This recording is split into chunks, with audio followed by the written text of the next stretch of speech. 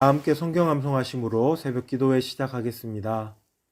이스라엘아 들으라. 우리 하나님 여호와는 오직 유일한 여호와이시니 너는 마음을 다하고 뜻을 다하고 힘을 다하여 내 하나님 여호와를 사랑하라.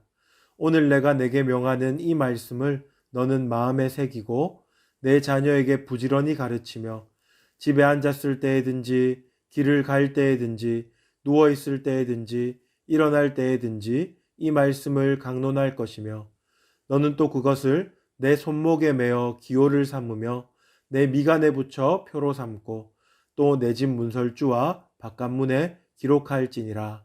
아멘. 다 함께 하나님 말씀 보시겠습니다. 오늘 역대하 34장 14절로 33절입니다.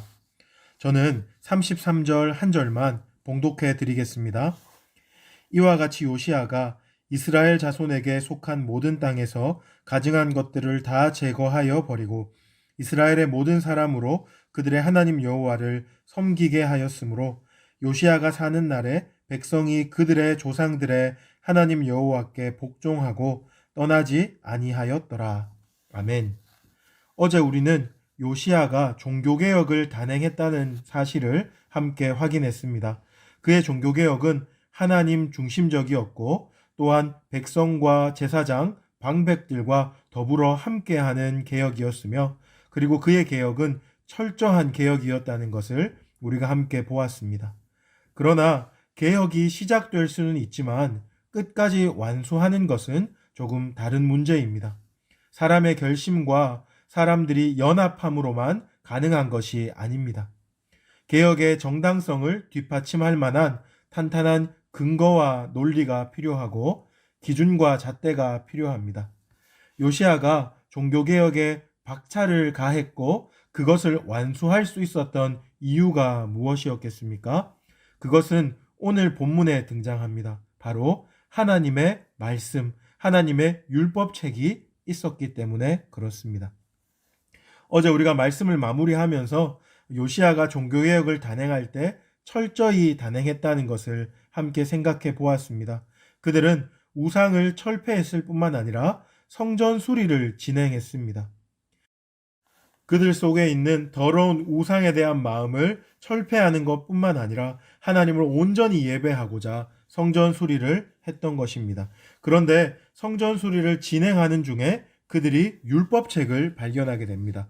14절을 한번 보십시오. 제가 한번 읽겠습니다. 무리가 여호와의 전에 헌금한 돈을 꺼낼 때에 제사장 hil기야가 모세가 전한 여호와의 율법책을 발견하고 지금 율법책을 발견했고 이 율법책은 마침내 왕의 손에까지 전달되게 됩니다. 이 율법책은 개혁의 정당성을 부여했고 개혁의 기초가 됩니다. 이제 개혁의 방향이 하나님 말씀 쪽으로 분명하게 선정된 것입니다. 그들은 단지 더 잘하자는 의욕에만 충실했던 것이 아니고 이제 하나님께서 기뻐하시는 그림을 그릴 수 있게 된 것입니다. 저는 이러한 하나님 말씀 중심의 개혁이 오늘 교회에 반드시 필요하다고 생각합니다. 이 땅에 있는 교회들이 좋아지기를 원합니다. 하지만 세상 기준에서 좋아 보이는 교회가 되는 것은 크게 의미가 없습니다. 우리는 반드시 하나님 말씀의 기준에서 좋은 교회가 되는 것을 목표로 삼아야 합니다. 왜 그렇습니까? 그래야 생명 있는 세상을 변화시키고 살리는 공동체가 되기 때문에 그렇습니다. 지금 남유다는 하나님 말씀 그 율법책을 발견하고 바른 방향성을 세팅했습니다. 그런데 개혁의 방향만 있으면 되는 것이 아니고 개혁의 목표가 분명해야 개혁을 끝까지 완수할 수 있다는 것 여러분이 기억하시면 좋겠습니다. 지금 남유다 요시야 왕은 하나님의 율법책을 발견하고 하나님의 말씀의 방향으로 개혁하기를 결단했을 뿐만 아니라 하나님 말씀에서 제시하는 것, 그것을 목표로 삼아 개혁을 단행했습니다. 말씀이 제시하는 것은 크게 두 가지입니다. 하나는 거룩하라 하는 것이고 또 다른 하나는 이 율법을 준행하라 하는 것입니다. 지금 거룩하라 하는 것과 관련하여 요시야 왕이 단행했던 개혁의 모습은 어떻습니까? 우리가 21절을 한번 보기를 원합니다. 제가 한번 읽겠습니다. 너희는 가서 나와 및 이스라엘과 유다의 남은 자들을 위하여 이 발견한 책의 말씀에 대하여 여호와께 물으라. 우리 조상들이 여호와의 말씀을 지키지 아니하고 이 책에 기록된 모든 것을 준행하지 아니하였으므로 여호와께서 우리에게 쏟으신 진노가 크도다 하니라. 지금 이스라엘 백성들은 죄악 가운데 있었습니다. 하나님 말씀이 하나님 뜻이 무엇인지 알지 못하고 자기들이 원하는 대로 우상을 숭배했으며 세상이 원하는 방식으로 나라를 다스리고 있었습니다. 그런데 이제 율법책을 발견하고 율법책을 읽어보았을 때 그 율법책은 거울이 되어서 그들의 죄가 무엇인지 하나님 앞에 그들의 과오가 무엇인지가 분명하게 드러나게 된 것입니다. 지금 요시야 왕은 그것을 읽고 듣고 난 다음에 19절에 보면 왕이 율법의 말씀을 듣자 곧 자기 옷을 찢더라. 하나님 앞에서 통회하고 자복하고 있는 것입니다. 그리고 우리가 본문에서 쭉 살펴보면 28절까지 요시야 왕은 이 죄의 문제를 하나님 앞에서 해결하고 거룩해 되기 위해서 애를 쓰고 있는 장면을 우리가 볼 수 있습니다. 오늘 우리는 요시야 왕의 모습을 통하여서 하나님 앞에 우리의 삶을 개혁하기 위하여 우리 교회를 개혁하기 위하여 분명한 목표가 있다는 것을 깨닫게 됩니다. 바로 여호와 앞에서의 성결, 거룩, 죄와의 싸움, 죄의 용서와 회복이라는 것을 기억하시기 바랍니다. 그런가 하면 두 번째로 요시야 왕의 목표는 하나님 말씀에 온전히 순종하는 것이었습니다. 31절을 한번 보시기 바랍니다. 왕이 자기 처소에 서서 여호와 앞에서 언약을 세우되 마음을 다하고 목숨을 다하여 여호와를 순종하고 그의 계명과 법도와 율례를 지켜 이 책에 기록된 언약의 말씀을 이루리라 하고 라고 합니다. 왕은 지금 전심으로 마음과 목숨과 뜻을 다하여서 하나님 말씀에 순종할 것을 결단하고 있습니다. 그가 이제 앞으로 해야 할 일을 발견한 겁니다.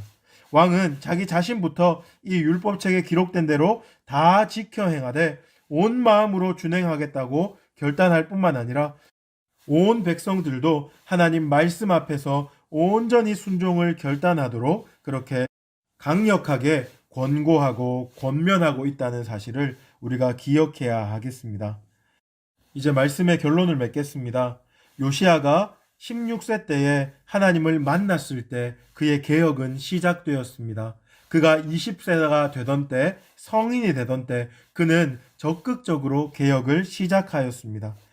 그리고 그 이후에 그의 개혁은 계속될 수 있었는데 그 이유가 바로 그가 성전을 보수하다가 율법책을 발견했기 때문에 그렇습니다.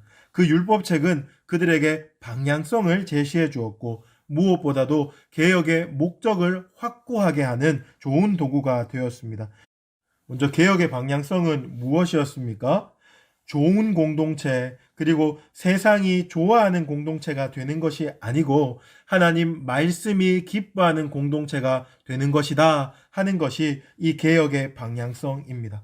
그런가 하면 개혁의 목적은 무엇입니까? 거룩과 순종입니다. 개혁의 대상이 바깥에 있는 것이 아니고 자기 안에 있음을, 공동체 안에 있음을 깨닫고 죄의 문제를 해결하기 전에는 개혁이 완수될 수 없다는 것을 분명히 알았습니다. 또한 이 개혁을 완수하기 위해서는 하나님 말씀을 온 마음을 다해서 순종해야 한다는 것, 그것 또한 우리에게 분명히 말해주고 있습니다. 우리는 어떻게 해야겠습니까? 오늘 말씀을 기억하면서 우리 또한 삶을 개혁할 때 개혁의 방향성과 목적을 분명히 해야 합니다. 하나님 말씀을 기준으로 하여 거룩하고 죄와 싸우되 끝까지 싸우며 하나님 말씀에 순종하는 영적인 전쟁에서 승리함으로 우리 삶을 하나님 기쁘시게 하는 방향으로 개혁할 수 있는 성도님들 되기를 주님의 이름으로 축복합니다. 이제 들었던 말씀 기억하면서 세 가지 기도 제목을 나누겠습니다. 먼저 첫 번째, 말씀을 기억하면서 하나님 아버지 우리 삶에 개혁이 일어나게 하여 주옵소서. 개혁의 방향성과 목적을 분명히 하여서 하나님 기쁘시게 하는 삶이 되게 하여 주옵소서. 두 번째로 기도할 때 우리의 가정을 위해서 기도합시다. 하나님, 우리 가정을 변화시켜 주시고 회복시켜 주옵소서. 또한 가정 예배를 드릴 때 하나님을 높이고 하나님의 임재를 경험하는 시간 될 수 있도록 도와 주옵소서. 마지막으로 코로나19 사태를 두고 기도합시다. 하나님 아버지, 대구 땅 교회 중심으로 또한 코로나가 하나님 재확산되고 있는데 하나님 교회를 불쌍히 여겨주셔서 하나님 아버지, 우리가 다시 한번 회복될 수 있도록 도와달라고, 코로나가 하루속히 종식될 수 있도록 도와달라고 기도하십시다.